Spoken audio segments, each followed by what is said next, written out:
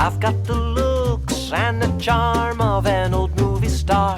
Cary Grant, if you will, so I find it bizarre that this girl should refuse to step into my car. She must be shy, she'll come around, it's just a matter of time. Aurora, Aurora. Hey there, Screen Beans, and welcome to Screen Snark, the podcast that celebrates all of the shows that are in our eyes, on our minds, and in our hearts. I am Rachel Corky Shank. And I am Matt, a.k.a. Stormageddon. I wrote that right through the breath to the end of my name. Usually very I impressive. breathe. I refuse to breathe on this podcast. No more breathing for me.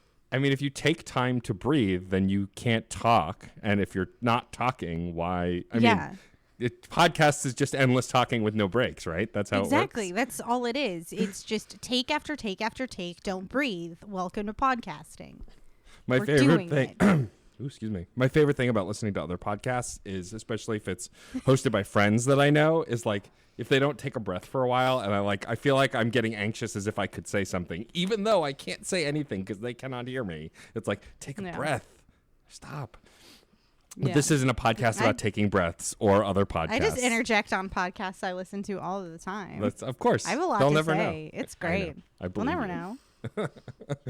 But we have an incredible guest, one of our Certain POV family members, the incredible Stephanie Cortez. Mm-hmm. Thank you for joining us. Thank you for having me. I'm so excited. Ooh, I'm so glad. It's also like taking advantage and getting to see people from the network on a smaller basis, just two at a time this time. Yeah. Exactly. You can definitely get a word in edgewise here as opposed to the company meetings, as it were, because a lot of us like to talk. See, because it's podcasters in a meeting, so they talk. Never mind. Yeah. Anyway. Oh, boy. You get it. No one's breathing in those meetings. No one. Nobody. No breathing. We're going to talk more about what Stephanie does, her podcast, and her writing a little later. But first, as always, we were going to talk about the things we have most recently watched.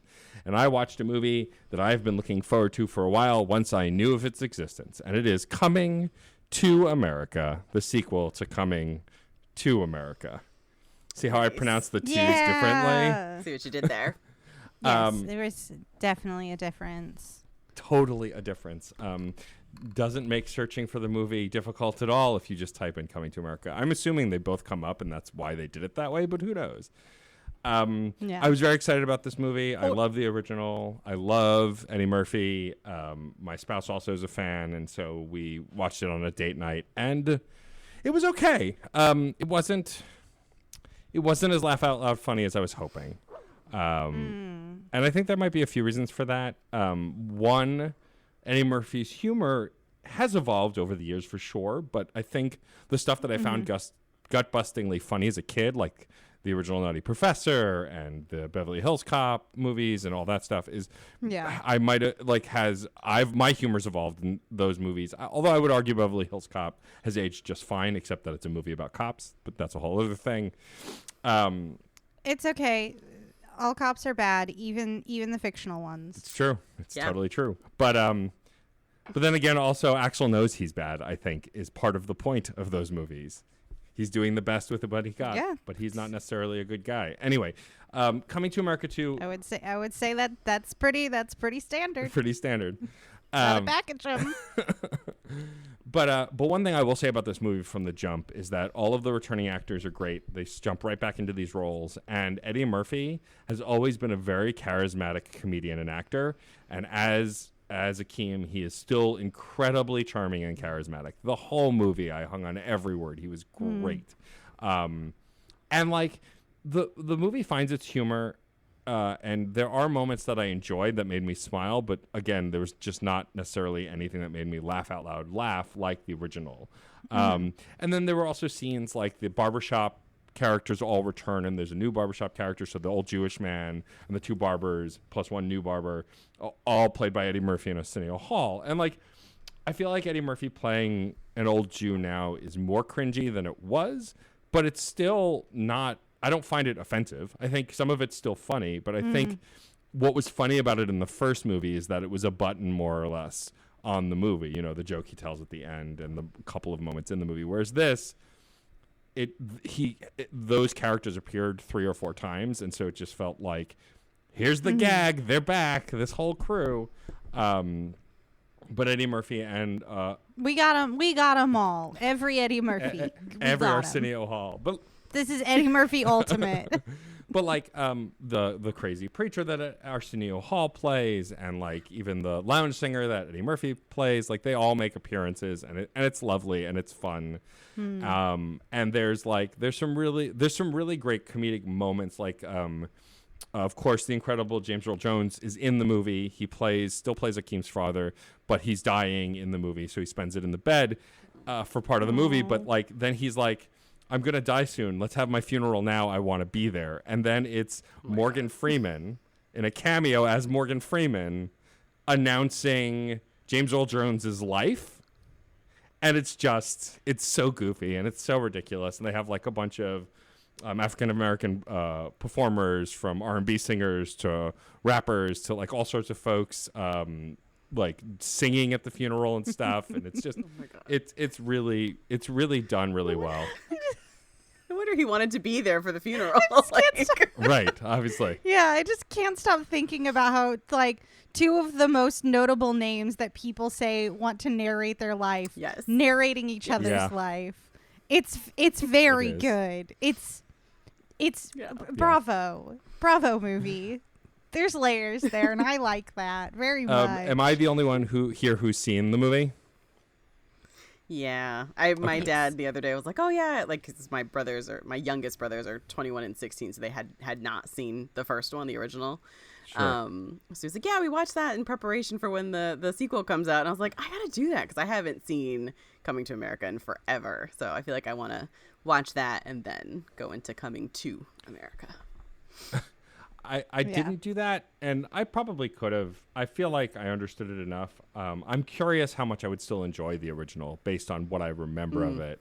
But everyone reprises their roles for the most part, except for the woman who played his mom. I think because the actress actually did pass away, but I can't remember. But like even the bootleg McDonald's restaurant makes an appearance. There's a version of it in his home country that gets a grand opening during the movie. Like, you know, it's done really well. I wouldn't say that it was excellent, but I enjoyed it well enough. You know, I just wish it were more laugh out loud funny. But the basic plot of the movie, since both of you haven't seen it, is Akeem is getting a lot of pressure as he is going to be king soon.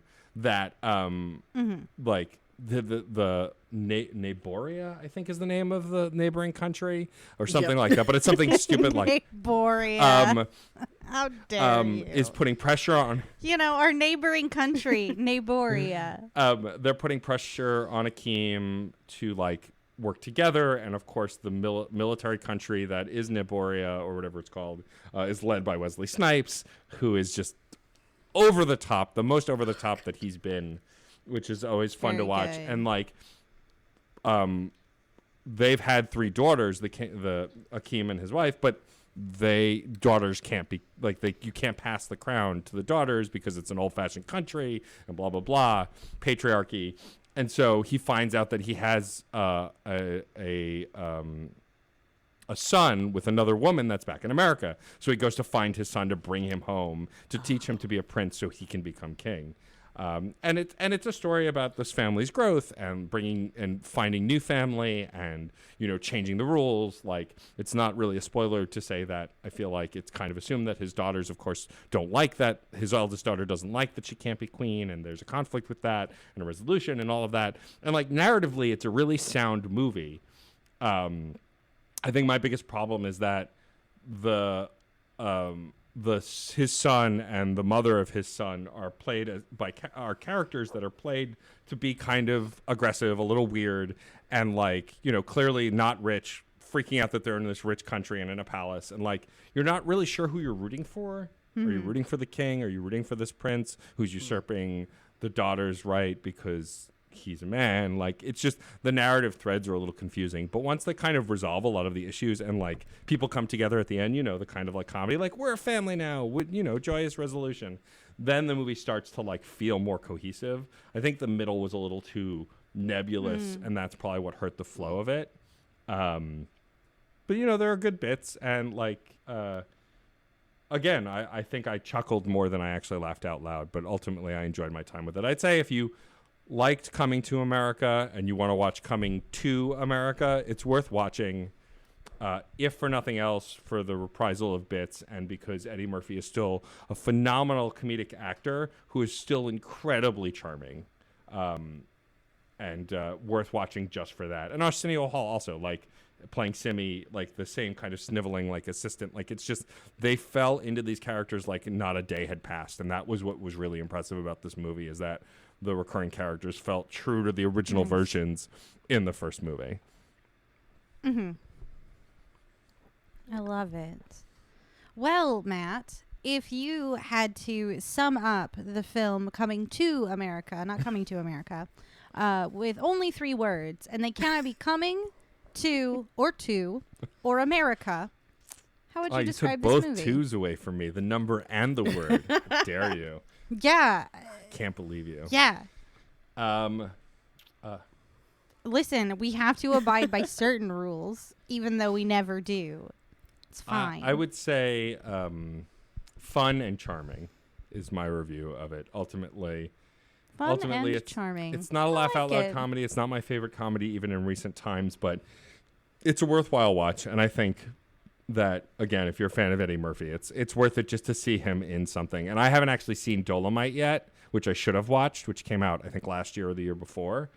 And now I may go back and watch Dolomite because I hear Eddie Murphy's superb in it, and I really enjoyed this. So, we'll see. But yeah, that's Coming to America. Like, that emphasis will make a difference to the listeners. But we're going to keep doing it.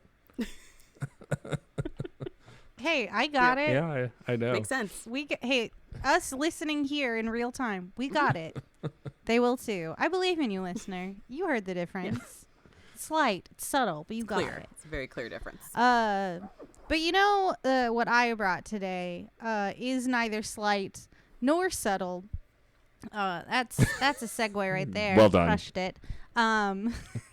Thank you. And much like my humor on this podcast, just real weird and real out there and kind of musical. I brought the Muppet Show. The original? That's what I brought. Amazing. The original, Yeah. the TV series. I have successfully completed season 1, and that feels like that's fine enough, even though I'm halfway through season 2. So I'm going to talk about both of them, but like it's enough of a completion and a nice change that I wanted to comment on because I'm going to continue watching The Muppet Show until I'm done, and then I'll probably watch it all over again because it's very good. In case you're listening to Screen Snark and you don't know what The Muppet Show is, Jim Henson, puppeteer, made some puppets and called them Muppets, and then decided that he was going to make those puppets do a vaudeville show on TV. And that's The Muppet Show.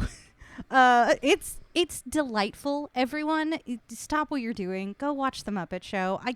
I shouldn't be the one telling you to do this because you should already know, but having watched season 1 into season 2 of The Muppet Show, you can really see a lot of changes were being made, sort of like some feedback was going on. And if you start watching or not, I would also highly, highly recommend Defunct TV's history of The Muppet Show. It's really illuminating. Kevin did a series. There's something before it starts with Sesame Street, does The Muppet Show, then talks about Fraggle Rock, and then I think it does Muppet Babies at the end. So it's a really great entire run, but I've only watched The Muppet Show and Fraggle Rock one. But yeah, the Muppet Show is just classic. Yep.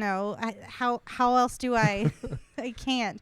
Had you watched it before? I miss Hilda. Yeah, I watched it as a kid. That's the best thing about watching The Muppet Show now is having those visceral memories of like the opening of the ballroom sketch where they're just doing puns. I'm just like, I'm a child again. I'm tiny and I'm just reliving this. It's especially fun to see segments that are at the Museum of the Moving Image. That's especially fun because the Henson exhibit is permanently there. Yeah, and it's also really cute to like compare guest stars. Apparently, this is the coolest fact that I learned from the defunct TV special about it.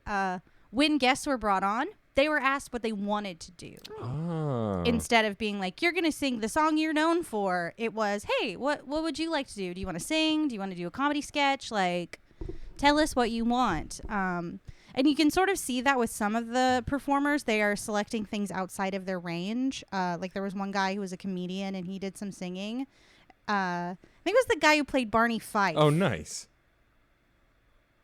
I'm not going to remember his like name. Just known for like having this like really thick draw.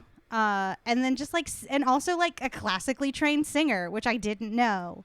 Yeah, it's magical. It's 25 minutes of magic at a time with characters that are so well known and well regarded, just like beating the shit out of each other. It rules. Yeah, it's so good.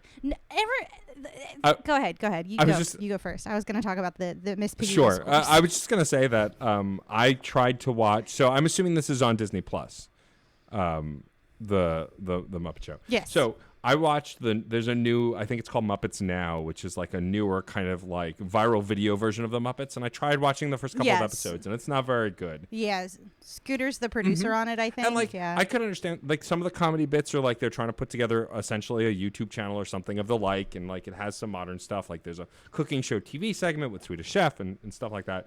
But it rings kind of hollow, and I couldn't tell you why. And I think part of it is the charm of the original show was how goofy it was and how unapologetically goofy it was. And I will never forget the episode where Mark Hamill was the guest.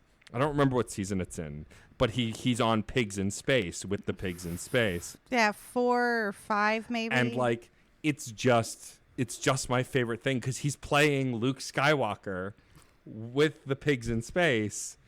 And like Miss Piggy, of course, doesn't want to be upstaged and is flirting with Mark Hamill, and it's just so goofy. It's one of those shows that, you know, it's what I love about the Muppets. My favorite, if I ever want to share with people why I love the Muppets, I don't even send them the Muppet Show. I send them, have you ever seen the bloopers from Emmett Otter's Jug Band Christmas of just like 15 minutes of Jim Henson and Frank Oz just goofing? Like it's the scene where the drum comes just going back and forth. The drum comes rolling out of the shop, and like they just react to it, and it's just like it's just I bawl laughing so hard every time I watch it, and I've seen it 1,000 times because these two guys were goofs. Like there's some behind the scenes stuff of like them hanging out with in a park with these characters also that came out later, like and them just talking like Kermit and Fozzie just talking to each other, like Kermit telling Fozzie that he's not a real bear.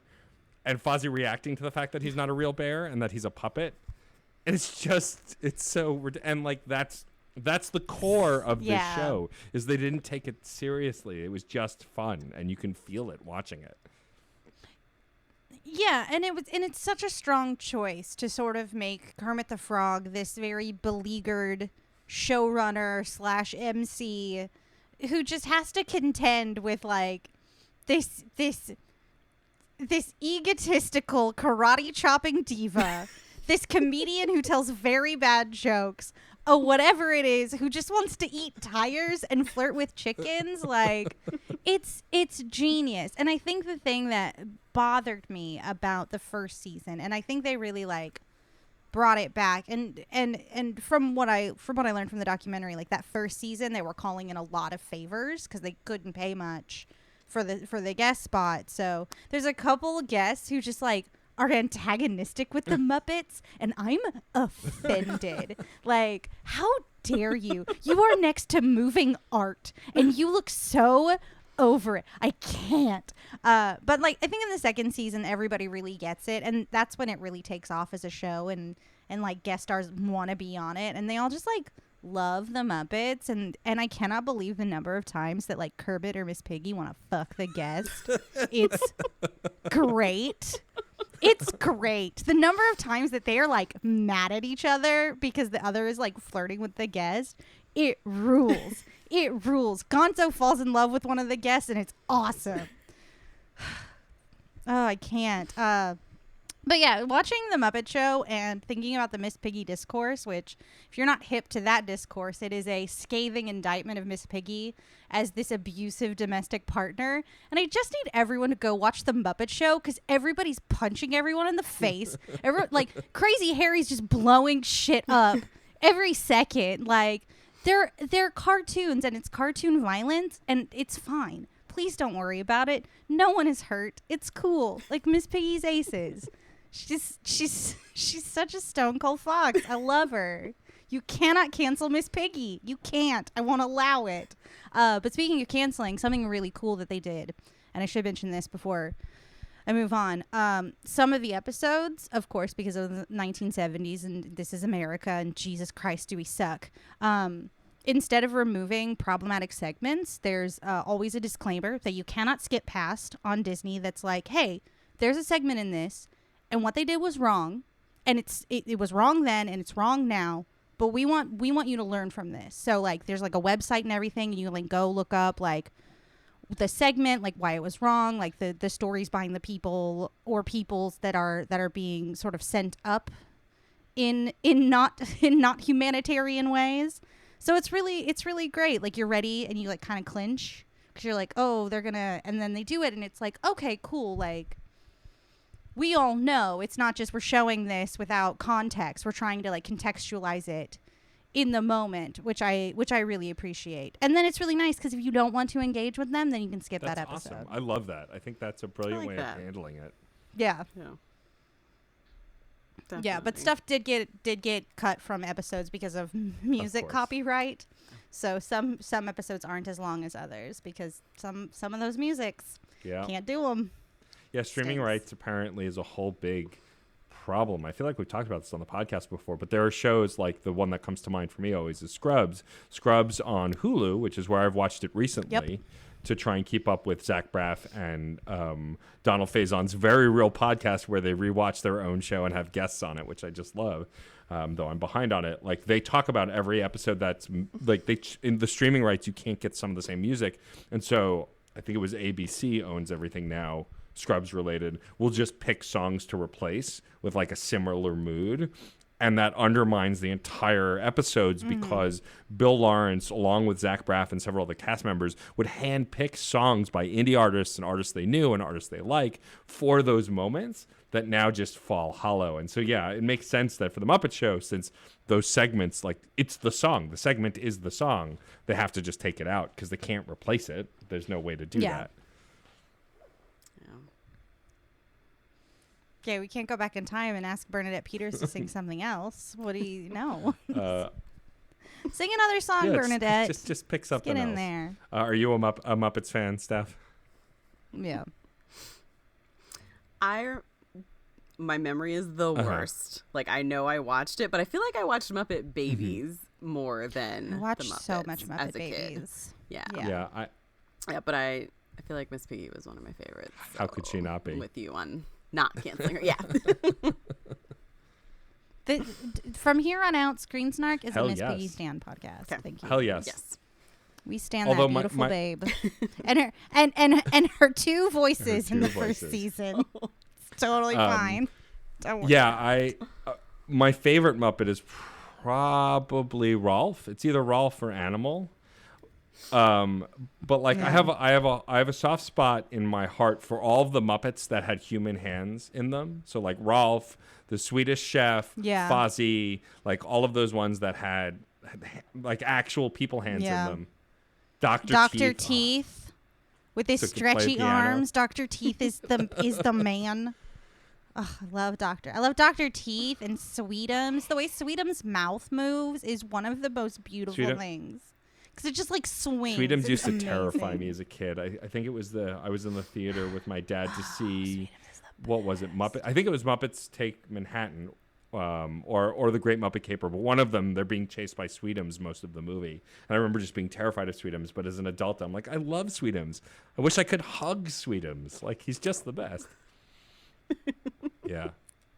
Yeah. Such a good show. I'll have to go back and watch. Sweetums. I love all those ding dang Muppets. I know. Yeah. Now I Yeah, want to totally. add that to my list. It's a delight. They're also so because they're like 20 minutes. Yeah. I'm just- watch one in no time and just be like, oh, that was great. Oh, I found a classic. Oh, there's Java. Oh, Mr. Bassman, you know. I can't believe it. I can't believe what a genius treasure that is. I have to check Disney Plus and see, because I remember, so I grew up as a little kid watching the Muppets with my dad. And then I remember it was either the 90s or the 2000s, they brought the Muppets back with a late show called Muppets Tonight, hosted by Clifford. He was like a Jamaican puppet with like big bright red hair. And I remember, and it was pretty good. It wasn't as good as the Muppet Show, but it was better than some of the newest new stuff. But I just remember being so excited about it because it was a prime time Muppet Show that I could watch. And I'm hoping that if it isn't on Disney Plus, comes to Disney Plus, because I have so many more memories of that, because it was doing the same thing but more modern with more recent celebrities and stuff, and like that's more ingrained in my brain because I grew up actually watching that. Whereas when I was a kid, you know, the Muppet Show was mostly over by the time we were old enough to actually watch it. So yeah, I'm curious if that'll come to Muppets to Disney Plus rather, and Muppet Babies, like both of you. I Muppets Plus. Give me Muppets Plus. I just want an all Muppet network. Muppets Plus. Let's just go. Let's do it. Bring it out. I'll eat the old Tinson's old stuff. Put his experimental films on there. I don't care. My one dream, give it to me. Burlesque related, which we don't talk about burlesque a lot on the show, but Rachel and I are both involved in burlesque on one level or another.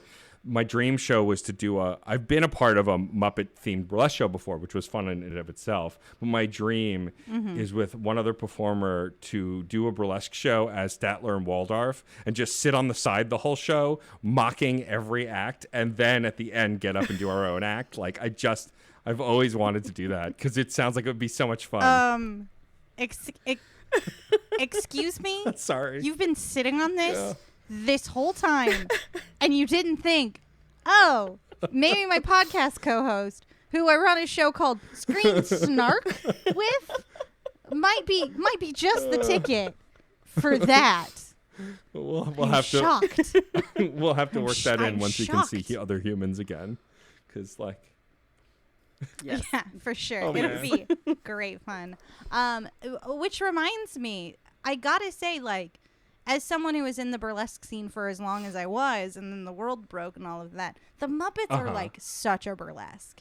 It's great. They are following those core tenets of like that musicality, that escalation, that like changing of like the thing to another thing, whether it's like, this set isn't exploded and then it ends entirely exploded. It is like, if you ever wanted to understand like and of course it is, because it's a vaudeville show, like obviously, but yeah, I've been agog every time where I'm just like, they're doing burlesque. It's not naked, but it's the art form. That's awesome. It rules. I want Gonzo to eat a whole tire successfully. I don't know why you got stopped. Waldorf, Statler, let this watch it, whatever it is. So you won't let eat your a tire. co-host eat a sock, but you'll let the alien eat a tire. Yes. Okay. Yeah, because Gonzo will be fine. That's fair. Gonzo doesn't have normal human guts. Like, that's not how it works. There's just a hand up there. It's fine. Spoilers for Spoilers Muppets. for There's just a hand up Muppets. there. They're yeah, my favorite hands. thing about the Muppet Show. It's just a guy. It's like some My guys. favorite thing is whenever they call Their attention hands. to that, like, and they're self-referential So throughout the series about being puppets, is my favorite thing. Yeah. Meta comedy. Yeah, I like whenever they're not, though, where like they have a guest puppeteer and they're like, we have a guest puppeteer, which isn't a thing that's at the Muppet Show a lot. So good. With Kermit Kawinky would, you know. Rachel Quirky Shank, my incredible co-host, if you had to sum up the Muppet Show without the words "the Muppet" or "show," how would you use 3 words to describe this incredible experience? Celebrational, inspirational, Nice. Muppetational. Love it. Perfect. Love it. This is what we call the Muppet Show. They do. Thank you. They do it. They do. It's They true. do the screen snark before we do it. They describe True. themselves in 3 words. I This mean, is it a is. Muppet Stand Honestly, if I could do a podcast, whole it's podcast fine. about puppets, like I'm always. We talked about this a little bit in our previous episode last month with Maggie Mae Fish, but like I like magic with puppets. If there's a puppet in the room, even if the puppeteer is standing behind them holding them up, they disappear in my brain. My brain literally photoshops them out. I just see the puppet. Yeah. And I've kept that sense of wonder since I was a kid. And like, so agreed. Watching this stuff, you know, even being able to see some of the seams, it doesn't register for me because I just want to believe so much. If I ever got to meet the Muppets, I would cry because they're celebrities to me. Like I would lose it. It's fine. I cried when I was in the same room as you Grover. should. It's fine. It's a Totally. perfectly normal thing for an adult to do. It's cool. They are forever. Because the thing is, like, they're forever. They've lived longer than we have, true. and they'll live longer than we do. Them's Muppets. They are immortal. They're immortal. Oh man, now I That's want a why Muppets they can blow each Highlander other up. crossover. They're fine. Oh, I want a that'd be Muppets good. Hades I'm sure someone's game. done. I promise you, if you Google Muppets Hades, you will find someone's done the art. or Someone the mod it, please. Well, excellent. Well, that was delightful. Now let's turn to our incredible guest, Stephanie. Steph, what have you brought us today to talk about? What is the most recent thing you have watched? Oh dear. It's definitely not as lighthearted, but it's sort of something from my childhood that I revisited in a way. It's this movie called Eve's Bayou. It came out in 1997, and like I knew that I'd seen the movie. Couldn't tell you the whole plot, so I was like, yeah, let's watch this because I think there's something with her catching her dad cheat something. So let's just watch it. I don't know. I really had no business watching this as a kid because it's rated R. Yeah. I see why it was rated R. The plot is this young girl. She's like 10 or 11. She catches her dad cheating, and the whole summer it's not a good summer for them. But thinking about how I ended up watching this movie, I had a TV in my bedroom growing up. Obviously no parental controls at the time. We had HBO, and the young girl, the actress, it's Journey Smollett. Journey Smollett, yes. yeah. I just pulled up the cast list, and I Yes. was like, wait. Yes. Fucking Aries in this? Yes. Dang. She was Michelle Tanner's friend on Full House, so I'm pretty sure what happened was I was like, oh, that's Denise. What's she doing? Getting into grown folk stuff. like you do. And I kind of had a vague memory of like premonitions or visions. Her aunt has visions and can kind of see the future. It's not always very clear. So yeah, I revisited that. Sam Jackson's in it. Lynn Whitfield. My memory of her, which held true when I watched it, was she just always looked very glamorous. It's this middle to upper class black family in the 1960s. Sam Jackson's a doctor, so doing very well. But he does in the first 5 minutes, Journey Smollett catches him sleeping with someone else that's not her mom.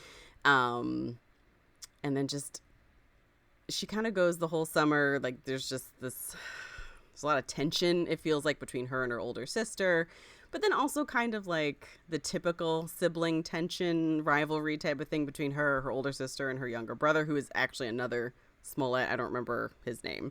I have it but right here. he's her It actual is, brother. Jake Smollett. Yes, so I don't know if I know him from anything else. But I forgot that there's also like voodoo comes up because so another part of the story is who's telling the truth, whose memories are true. So this is definitely not lighthearted. Her sister tells her, her older sister is going to go away for a little while because she's been acting very weird. She's going to go stay with her grandmother. And she ends up telling Journey Smollett that their dad tried to molest her.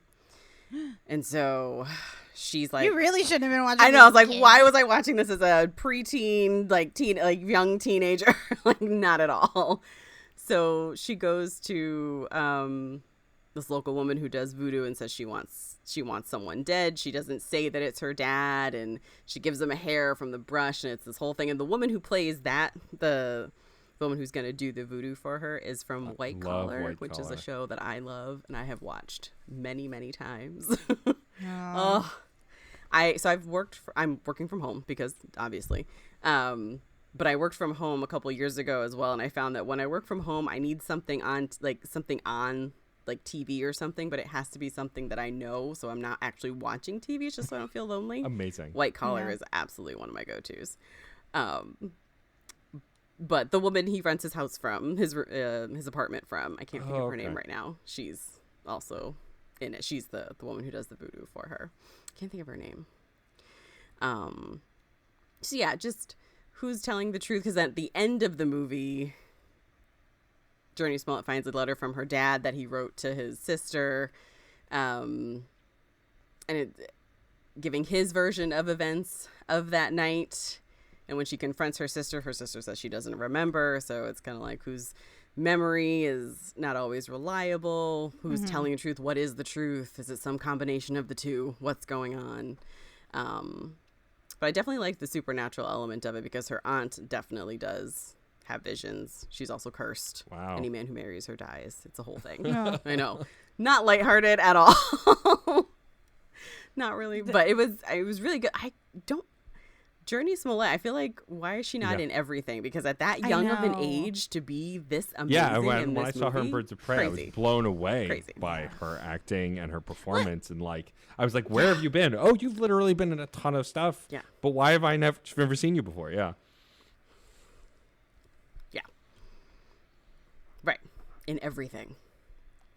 Would you say that this is a good, because I've not seen it, is it a good movie? Is it a movie that you're glad that you revisited? Did you remember everything when you rewatched it?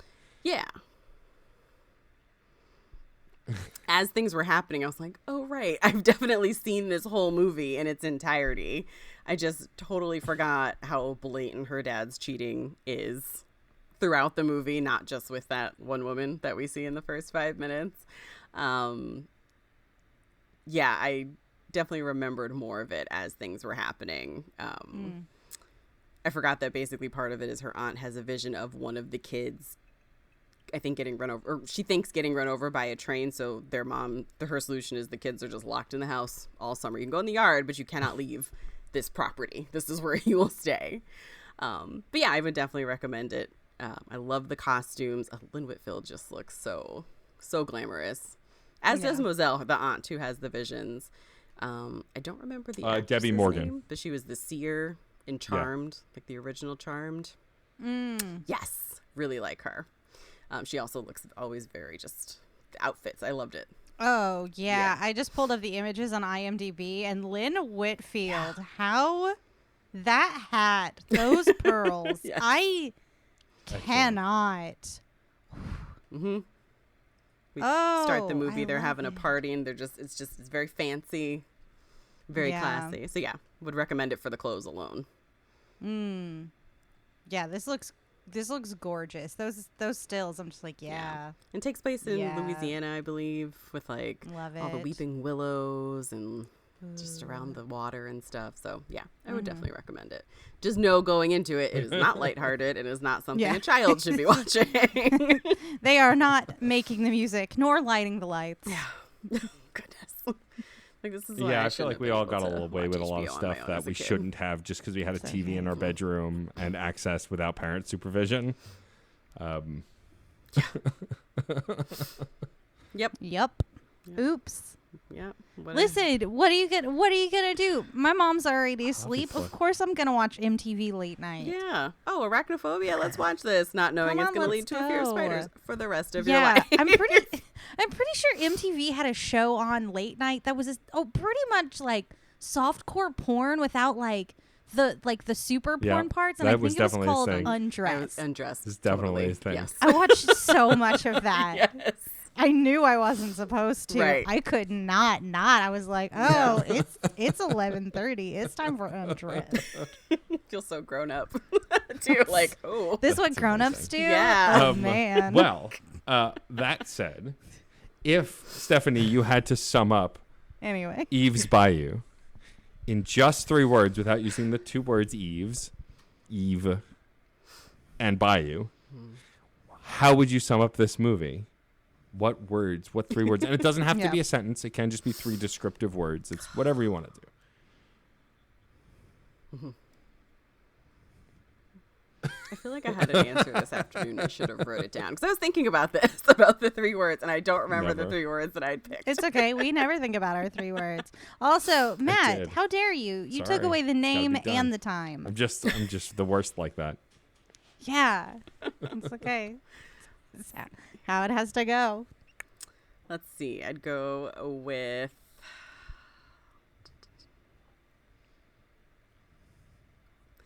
complicated families.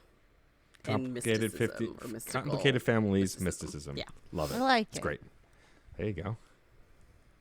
Well done. Yeah. That's Who good. knows? Maybe I wouldn't Case hold will our breath on punctuate it that. correctly. As-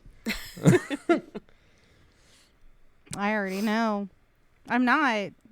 Listen, I may be podcasting, but just this once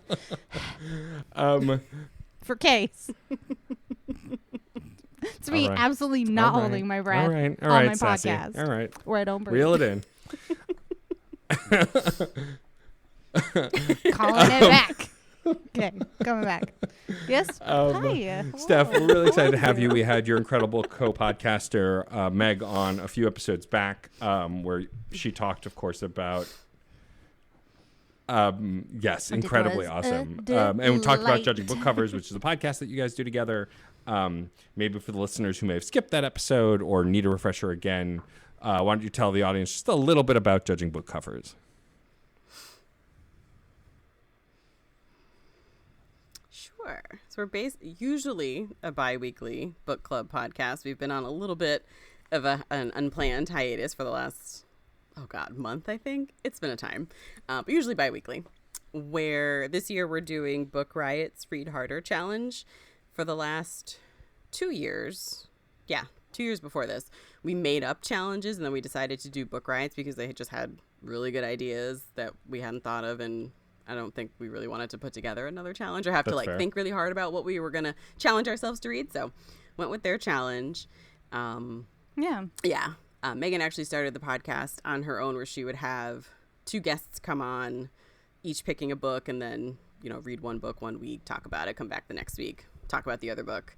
So I was a guest on it her first year, and then she was looking for a co-host. So I volunteered because she's a delight. She's a true delight. Love chatting with her. I basically signed up because I was like, I used to read a lot as a kid, and then I went to college and decided on 2 text-heavy majors and stopped reading for fun, and then didn't resume really reading that much for fun after college. So this will make me read more, and it has. It definitely has, especially with the challenges. It's definitely pushed me to read things that I wouldn't have necessarily. Has there been picked any up for books myself. that surprised It's been a you lot of that fun. you either brought or that I like Meg that. brought or that a guest brought, like that just kind of blew you away that you weren't expecting?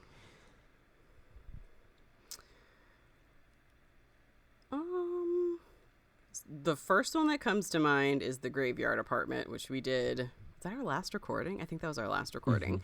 Because I used to love Fear Street and Goosebumps as a kid, more Fear Street. I wanted to be scared. Give me that supernatural, someone's evil, there's an evil spirit, there's a witch. I don't know, some just craziness. And I haven't really gotten that as an adult. I haven't sought it out a lot. We did try a couple Stephen King books that I just wasn't scared of. And then we did try Joe Hill's Nosferatu, but I didn't finish it because I didn't care for a Legit. lot of the misogyny in it. So it's like, you know what? I'm not going to finish this. I'm also one who will always finish it. And we were complaining to each other via text about it. And then we were like, you know what? We don't have to. Actually, I think it was probably her that said it. We don't have to finish this. And I was like, you know what? You're right. We're adults. We don't have to. It's our podcast. So I would say that's a very valid assessment of something that that it was a struggle to get through. So like this was such a problem that we had to walk away. I think that's an absolutely valid way to approach a book. Like don't if you can't actually finish something, don't it's force totally yourself. fine. Like that's a good boundary to set. something I'm definitely going to stick with in the future. Hopefully I don't run into it too much, but we'll definitely abide by that boundary if I'm just not feeling it. But The Graveyard Apartment was for the challenge to read a book that was originally a translation not from Europe. So it was originally written in Japanese, came out in the 80s, and it's about an apartment building that it's legit haunted. There's no metaphors. There's just something evil in that basement, and I loved it. Oh my gosh. Have you seen House?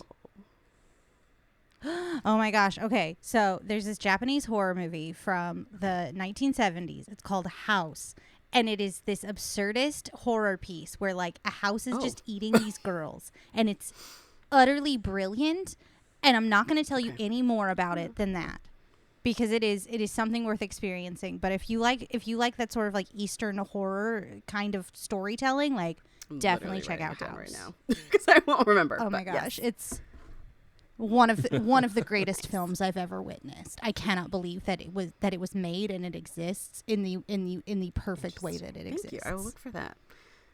I do know the Graveyard Apartment is being made into a movie. I think 2020 might have slowed it down, but there was a particular scene in the book where I was like, I can see this. I can see this. Has this been made into a movie? I don't think it has. Why not? And I Googled it, and it's in the process of. So, very excited. Yeah. Amazing. Very excited. Are you someone who gets excited when books become movies? Because I know a lot of folks, especially with like young adult series that have a huge variety of them have become movies now. A lot of folks are like, oh, it's not as good as the book, which I try and avoid saying or doing. If I see a movie based on something that I like, I feel like it's a knee-jerk reaction for a lot of us. Are you able to kind of like separate them and like watch the movie as the movie, or do you feel you're biasy from the book bleeding in? I'm trying to think of the most recent example. Like the biggest one that comes to mind is Harry Potter, the books and the movies, and I was definitely one of the Yeah. better in the book. Why did you change that, folks? I would like to try to separate because I know that I can enjoy, like Jurassic Park. I read that book way after seeing the movie, as an adult. Read the book and In the Lost World. Enjoy both books on their own, enjoy both of those movies on their own. Part of me maybe wishes they had made Hammond be a little more blatantly evil in the movie, but I see why they didn't. So I know it's possible. So I'm trying to be better about that, about not having that knee-jerk reaction. Yeah. Once I really thought about the incredible difference betwixt mediums, it really softened my opinion about it, because with a book you get hours of time with characters and places and stuff. Like, just you look at an audiobook and you're like, oh, that's 22 hours of a place to be and learn about, versus like the 90 minutes, 2 hours that's like the distillation of it. They're bound to be different just by virtue of the time, But yeah, it's really, I do the thing where I watch the movie first and then I read the book, and it's like getting an extended cut. I like that. Life hack. Life hack. I like that a lot. Yeah, Also, that's then I don't feel bad because I don't read a ton of books.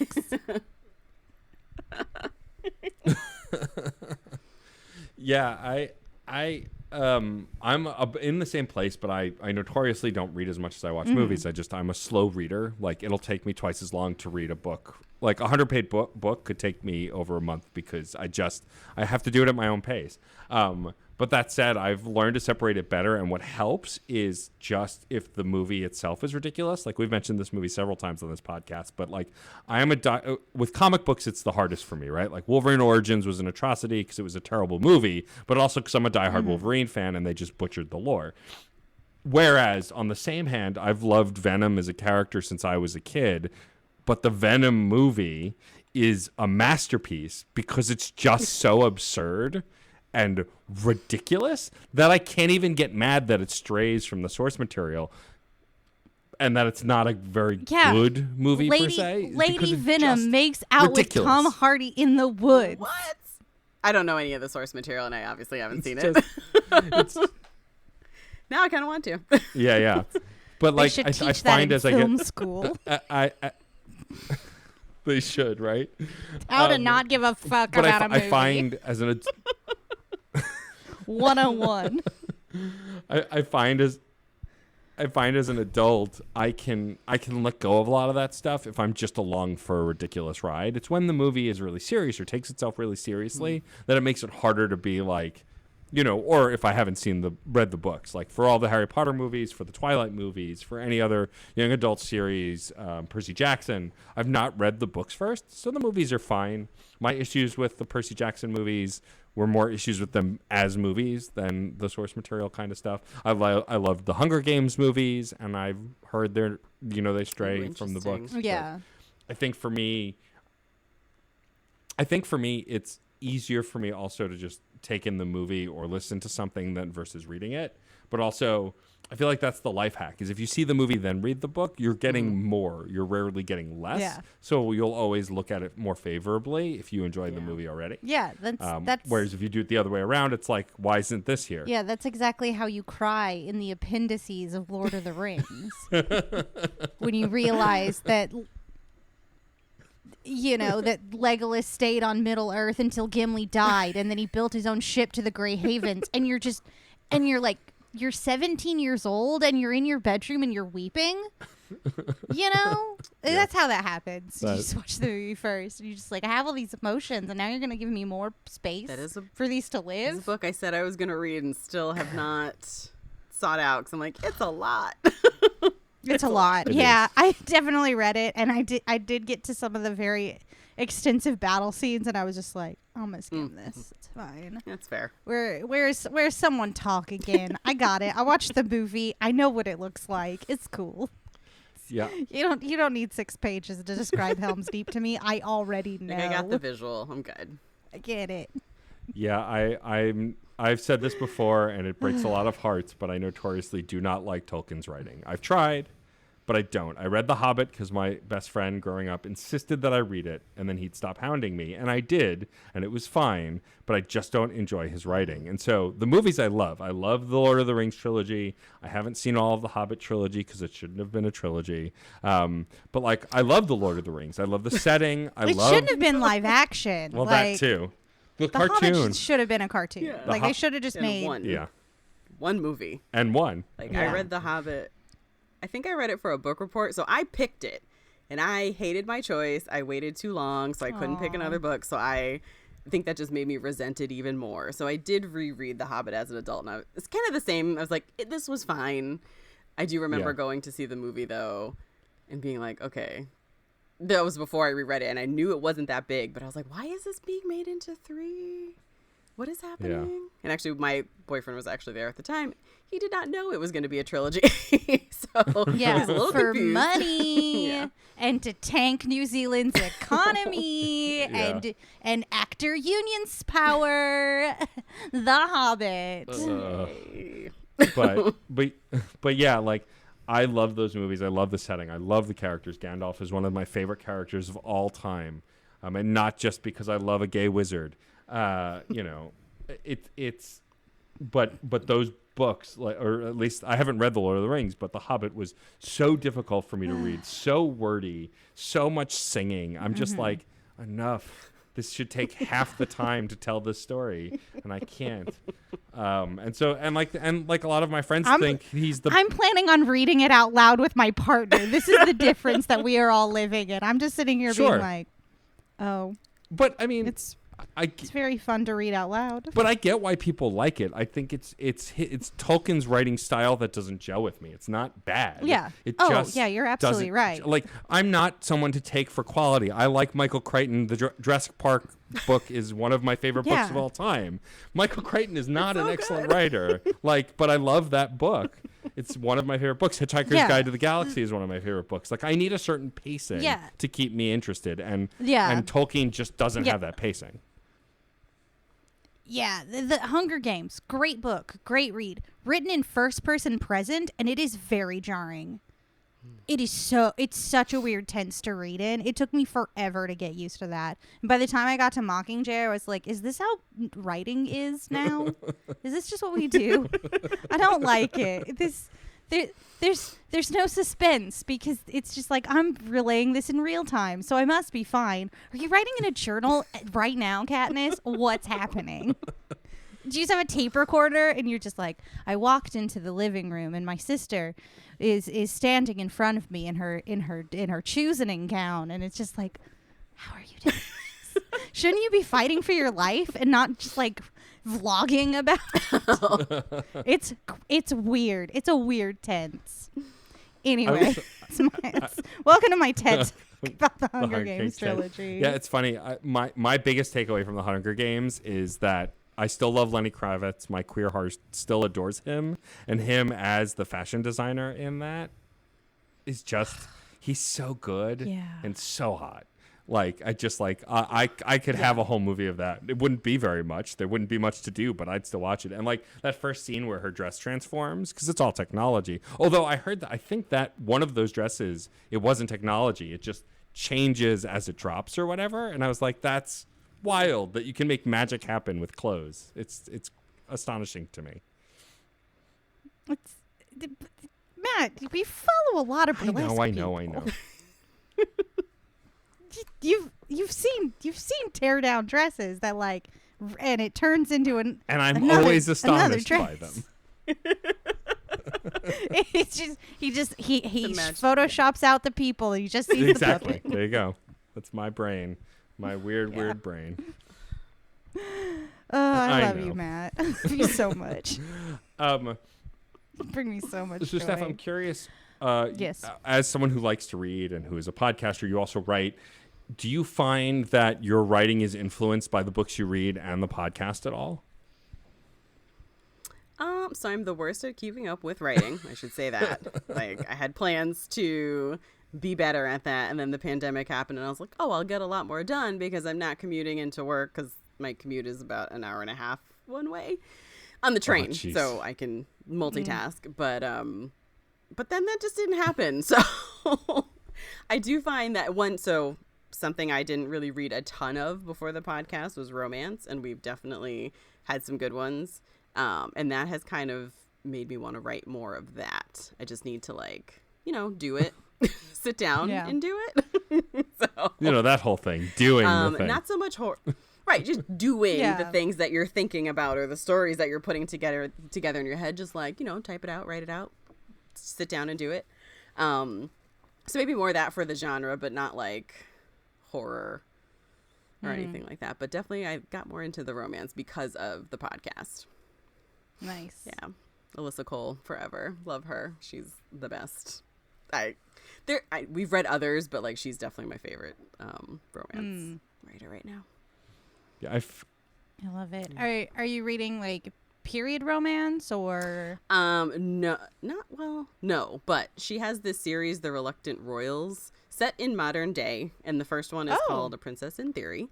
And it's someone who does not know that she's betrothed to the prince of this African nation.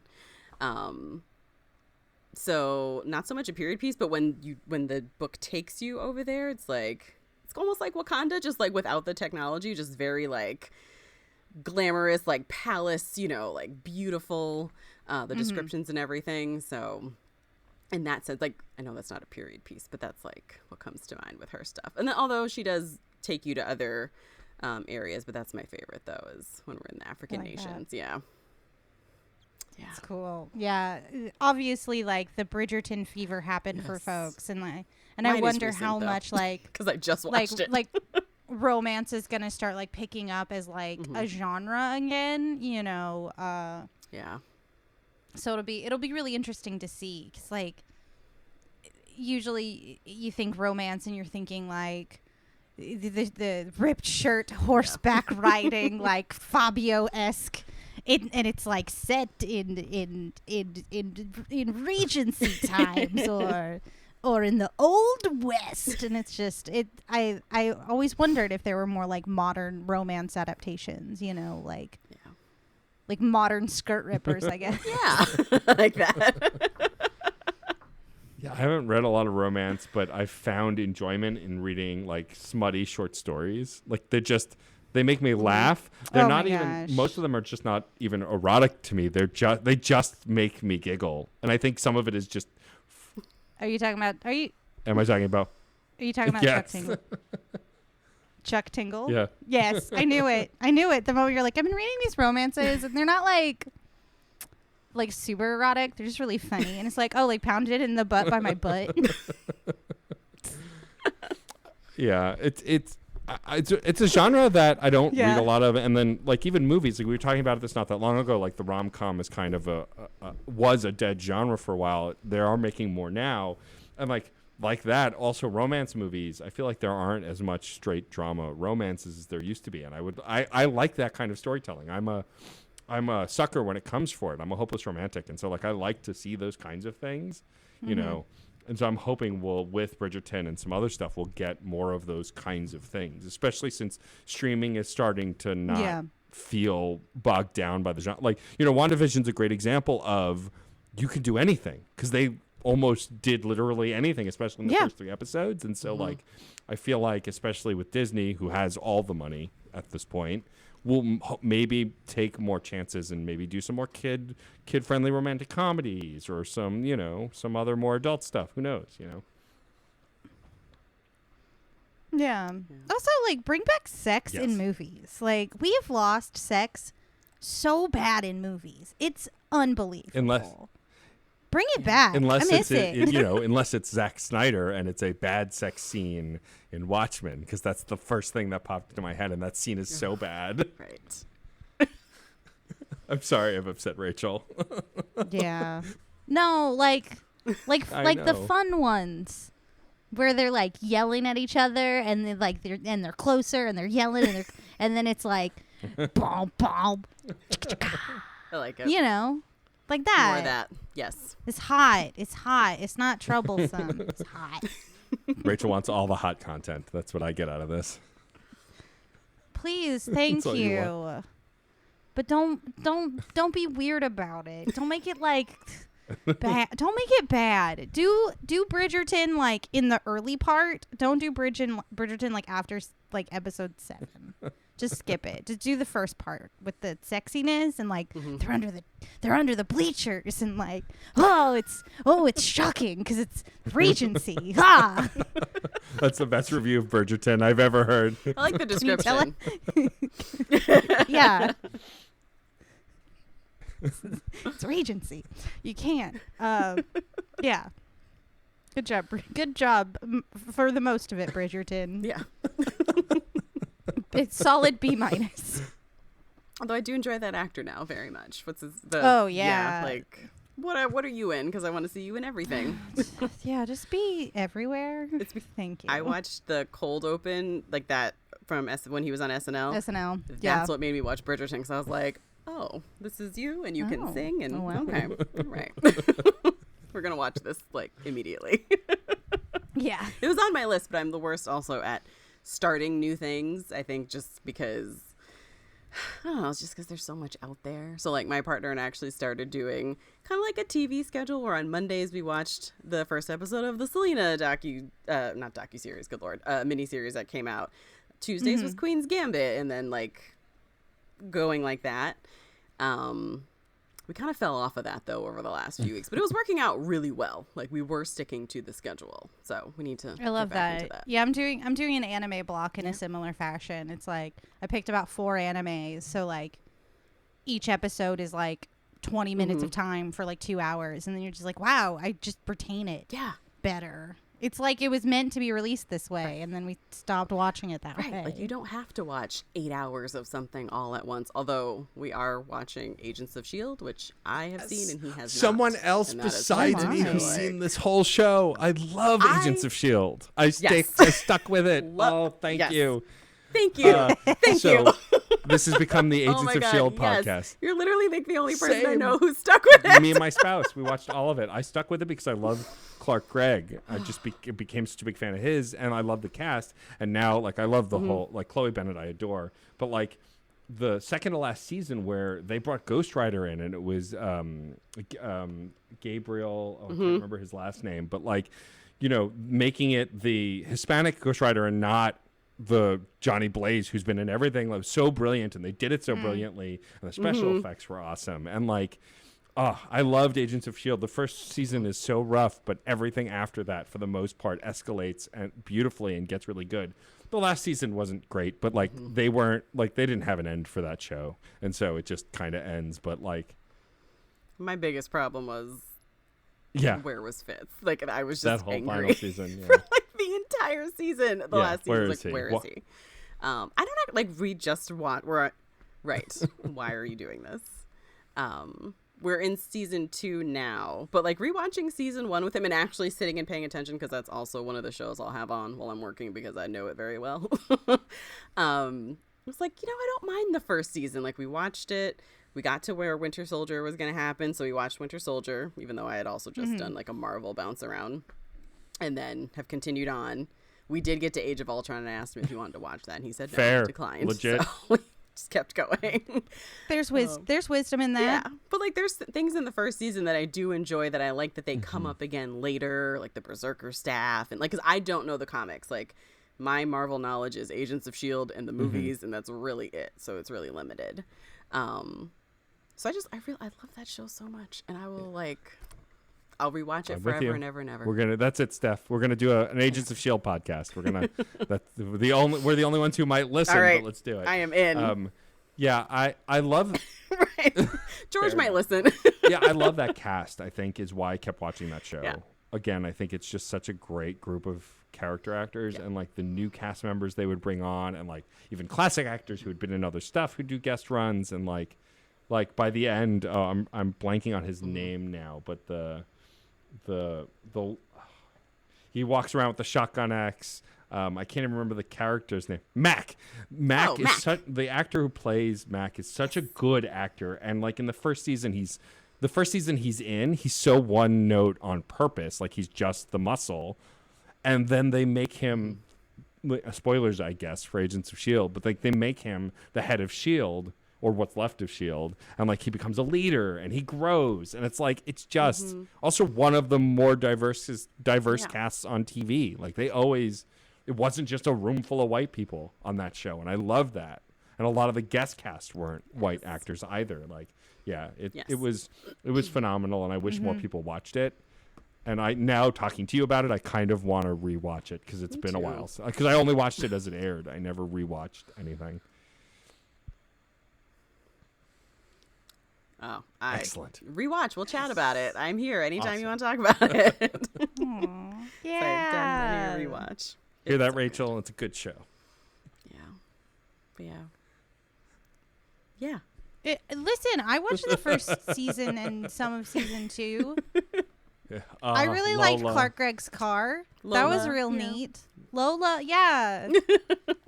The one guy becomes like a Hannibal guy. It's weird. great. It's very weird. Don't get me wrong.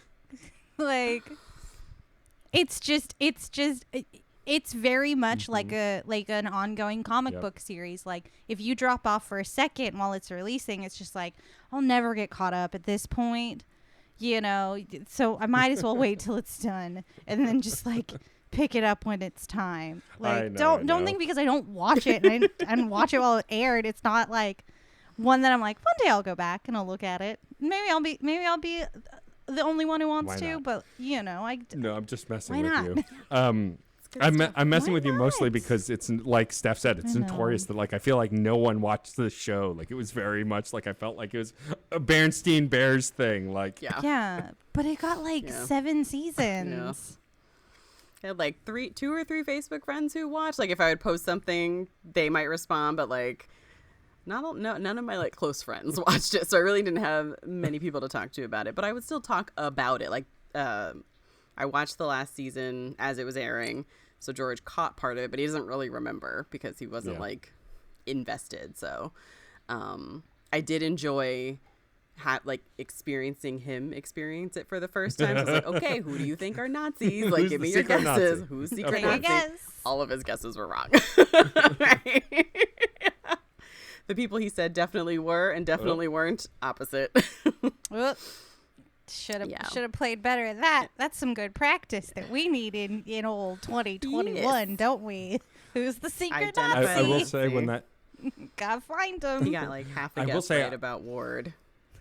Because he guessed like basically Ward was gonna go on a shooting rampage. But he thought as a good guy. I remember when the Winter Soldier thing was happening and it was so tied into that, and like it was so exciting for me because I know Max Hernandez, who was one of the few actors to be a regular on Agents of S.H.I.E.L.D. and also have small roles in the Marvel movies to connect the worlds, and like getting to see him in the elevator scene reveal himself as Hydra was so cool because I'd been watching him on the show. I'd met him before. Like it's fun to see those little things. You know, I don't know how well Hydra and that Hydra turn would play now with you know. The real Nazis were always here all along, but they're definitely more visible now than they were even when that was first airing. And so, like, But at the time, I was just like, this is awesome and terrible. Yeah. Wait. Matt, are you insinuating that, like, there might possibly just a tiny bit be a bit of a Nazi problem in some of our systems of state governance and agencies that have a carte blanche on state violence might have a white supremacy problem? Like, how could I you have even no even idea. possibly imagine that happening? And listen, Oh, what? man. No. Reality sucks. I feel like there's a line in a later season where they're like, apparently there's Nazis again, and it's definitely a call out to what's happening in the real world. I just can't remember where they were and why they were saying it, but Well, on that. Anyway, punch Every Nazis right in their stupid faces. yes, Always Punch okay. them so Always hard okay. every time. every time. Cause like, if you punch them, maybe they won't get to spout their like shitty, harmful rhetoric that causes real damage to people. Yeah, we so are punch pro Nazis, Nazi please. punching Thank you. podcast, and if that's a problem for you, I guess go fuck yourself. I don't know what to tell you. Like, Jewish person. Yeah, hey, Yeah. the door is the stop button. Yeah, I was gonna say, get like, on, Jewish get person. on out of I here. punch Nazis. It's just, sorry. Goodbye. No sympathy for that. Yeah. Well, on a weird note to end, nonetheless. Nope. No. Anyway, Agents of S.H.I.E.L.D. yeah, go watch Agents of S.H.I.E.L.D. There's secret Nazis in that one. Yep. Don't worry about it. And But Steph, thank you for Yes. being on the show. This has been a pleasure. You're amazing. thank you for having me. Before we wrap up the show and ask you our final question, can you please tell folks where they can find you on the internet and the stuff that you do? Yes. So I don't really use my Twitter that much, but I am on there at scortez125. But best place is probably at JBC Podcast, which that's the handle for Twitter, Instagram, Facebook. Find us, listen to us. We should be back soon-ish with a new episode. We're going to be recording tomorrow, so we will be back. We're going to get back into the swing of things. So yeah, JBC Podcast, Judging Book Covers. Come give us a listen. Awesome. Do it. It's a great podcast. Thank you. All right. Shall we thank some folks? Thank you, first and foremost, to John Presnell for the use of the song Aurora off the album Fair Game featuring Stefan Remble. Also, thank you to the incredible Katie Bugg, who designed our awesome show art. Yes, and thank you to the Certain Point of View Podcast Network for, despite all of our strongest efforts, continue to allow us to be part of the network. We love you so much. Yeah, thank you for not yet again firing us this week. Survived another week. Though you have no power to do so, but still. If you want to We're know more about our 95% mad. incredible podcast, You can't do anything to us. Remember the cold open? You can't touch us. man, that'll be funny if you don't put that cold I know, open that'd in. be I'm so just confusing. saying.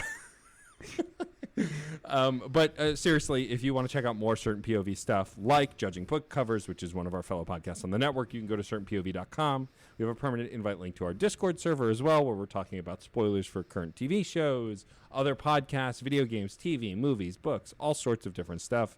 And if you have the time, please rate, review, and subscribe on your favorite podcatcher, as well as writing us a quick review. Like I like to think we're 5-star comedians. I think we're really funny. Yeah. But give us a Yeah, 5-star review. just go in there, put 5 stars, and write, it's a fine podcast. Mm-hmm. It's fine. Perfect. If everyone writes that It's review, fine. it'll be perfect. It's fine. Hey, it's fine. It's fine. Don't worry about It's it. fine. It's fine. We love it. It's cool. And of course, and you can of course follow us at @screen_snark on Twitter. Please do. We're also Screen Snark Pod on Gmail. Yep. Send us an email, a missive, as it were, about your favorite things on the screens these days. Maybe we'll read them on the show. Yeah. Ooh. But now that we are done thanking all the lovely folks who helped make this show happen, it is time, Rachel, for you to ask our Yes. guest our final question. Absolutely. Stephanie, if you could choose one storytelling trope highly prominent in film or television to instantly and magically be true in your life, which trope would you choose? I was thinking about this, Can I tell you the trope that actually happened? Yes. Yes. It is the trope of two best friends being in love with each other. So, once upon a time, You can't see my dance, but so it was huge. See, we'll do this in like third person. Once upon a time, there was this guy George and this woman Stephanie. They're best friends. George was in love with Stephanie. Knew this. Problem was, she was married. So, Stephanie gets a new job, comes out of a little bit of a funky depression, and is chatting with him about some work crushes, just like totally, like just casual, and realizes he's never talked to her about any of his crushes, and is like, hey, this isn't fair. It's got to be a two-way street. You've got to have some crushes. Tell me. So they go out to dinner. He commits. He tells her how he feels. She then has to confront her feelings because she kind of just squashed those down for several years and would not address them and just pretended it was a crush. Realized how she felt. She is now divorced and they're currently living happily ever after. Going to be moving in together in the summer. So, the two best friends in love with each other. And one of them not really realizing it. Love it. Wow. Your life is a real movie. Yeah. Wow. The end of 2019 and beginning of 2020 was a time. And then 2020 became a real time for everyone. Sure. It's like it's like if John Cusack is holding that boombox at the end of Say Anything, and then it's just like a jump cut. They're like in quarantine, or like a flying saucer appears in the background and like blows something up. Yeah. That's this world. Yeah. I mean, we had all these plans last January and February of everything we were going to do together, places we were going to go, and then didn't happen. But we've been making the best of it. Doing a lot of we really like cooking. We work very well together. We've done a lot of virtual cooking classes. Those have been a lot of fun. Nice. And the divorce is finally final because COVID in Rhode Island made it take for goddamn ever. But that's the like after the trope that you don't usually hear about. Yeah. Exactly. That was amazing. I love that you made it story time. That's just I loved it. Yeah. perfect. What a great note to leave everyone with. Yeah. Tell See, your truth. it can happen. Definitely better than the Never know secret what happened. Nazis. Yes. And then you brought it back. Well, you know, we should probably get out of here so we all can breathe finally, because we haven't this whole time. So I will just start our wrap up by thanking my beautiful, charming, stunning, and incredible co-host Rachel Quirky Shank.